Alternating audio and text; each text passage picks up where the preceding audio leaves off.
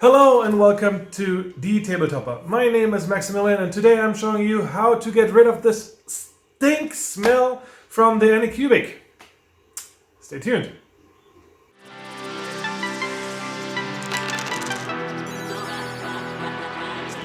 And this is it.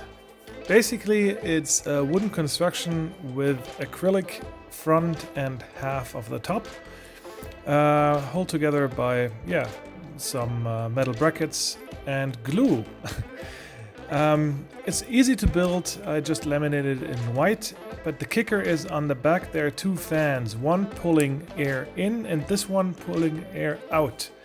The only thing you have to do is connect the top one to a hose like this, and that leads out of the building.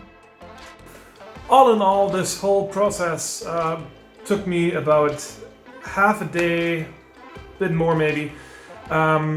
But you can skip on so many parts. So basically, if you have a card box and two fans, it works very well. For me, I just wanted to have this frame where I can see through, so I can see what actually is going on in the printer. But since then, I am so happy with this.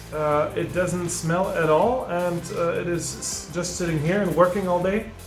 So all good.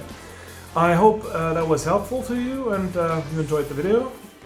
See you next time.